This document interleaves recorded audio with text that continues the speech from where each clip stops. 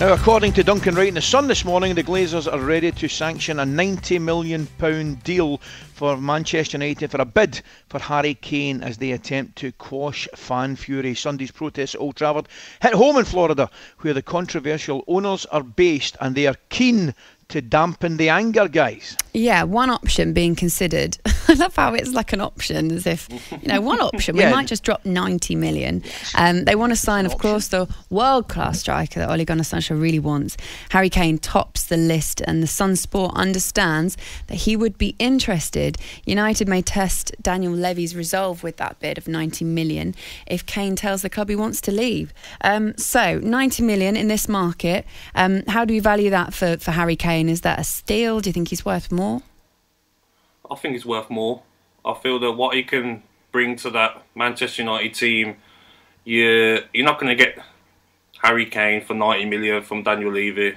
It's going to be over 100, 110, just because of how good of a player he is. Natural finisher at the peak of his career. I just can't see it happening for 90 mil.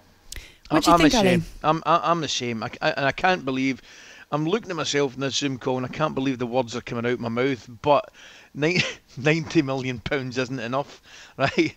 I just called it a steal. Can you believe that? No, that's worse. You should be locked up for calling it a steal. A £90 million steal for Harry Kane. But, bizarrely, or whether we like it or not, he is worth more. In the current market, you look at players nowadays, and Harry Kane, I agree totally with Gab. I do not think Daniel Levy, the businessman that he is, will clearly want the best deal for Spurs, and I don't think £90 million would be the best deal for Spurs. What happens if you have a really unhappy striker that wants to try and force a move? What do you... Well, then you've got a problem. You really have got a problem. He's not that guy, is he, Ali? No, correct, Gab. How do you know? Well, he just doesn't look at it. I mean, he looks... Plus the fact... We know look him. At Gabby, butter wouldn't melt. But look, you know what Gabby's like. You never know. But he does. Gabby's got a point. He absolutely loves that club, and he just seems the kind of guy to me, Gab, that if and when he does move on, he would certainly not want to leave, with a bad taste in his mouth or anybody else's, after what he's achieved and what he has given, and the relationship that he has had with everybody at Spurs, fans and everybody. It would be really, really sad if he leaves. He left in bad terms. What about Manchester United for a player like Harry Kane, though? Because if he did go there, what do you think he could achieve there, Gabby? I think he could win everything. I think that Manchester United probably need another right winger, a striker and a centre-half. If they could get Harry Kane, maybe Sancho and another centre-half, a world-class one, there's no reason why they can't win the Premier League, win the Champions League. Just not that easy, though, is it? We just drop 90 million here and then we'll drop another 50 or plus that. It's just that you're talking masses of money, aren't you? But is that what it takes? And when we talk about, creating teams that are going to build legacies, Ali McCoy, is that what's going to take at United? Sadly, I think it is, because I look at a club who arguably have been the best home-based club in terms of what they've achieved in the market. In my opinion, I look at somebody like Leicester, right? And I think their recruitment and the money they've spent has been spent very, very wisely. And I'd have to say, for the money that they have spent, the position that they're in, FA Cup final, hopefully for their point of view, finishing in the top four, I think it's a brilliant achievement.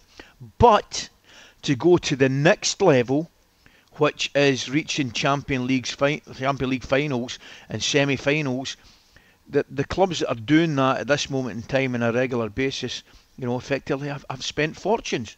Absolute fortunes. So there is another jump, and for United to do that, I agree with Gab. Interestingly enough, I think the top two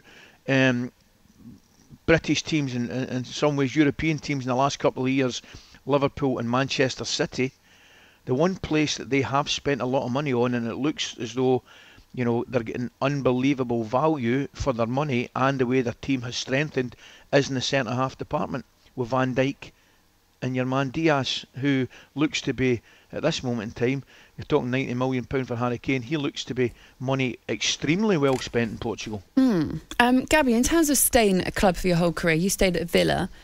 Did you have other options, and what kept you? Was it the love of the club that you wanted to stay there and be loyal? I think it's easy for me to say that, you know, I stayed because of loyalty. But at the time where Spurs were interested in me, Aston Villa and Spurs were sort of at the same level, if that makes sense. We were both fighting for top 4. So it's totally different for Harry Kane. If I was Harry Kane, I'll be pushing for a move because he doesn't want to finish his career top goal scorer in the Premier League, but not won the Premier League, you know, and not won a trophy. And I think nowadays agents will speak to players. Harry Kane's agent will say, you need to come out and say you want to leave. They might even force his hand. Is there a fear that sometimes as a player as well, that it's not going to work where you go? So we've seen big stars leave the Premier League, go to different countries, play over there, and it's not quite worked. We've also seen big stars go to different teams within the Premier League. Sanchez from Arsenal went to Manchester United. It was the biggest flop in history, perhaps not up there with the biggest. But is there a fear in a player that you are playing so well where you are, even if your team aren't up to scratch to where you are, that you move and it wouldn't work? Yeah, there is that fear, but when you're a natural finisher like Harry Kane, I mean, you can picture it, can't you? Pogba, Fernandes, Rashford putting on chances on a plate for Harry Kane, and he'll finish them. Like Ali, he could have played anywhere and scored goals.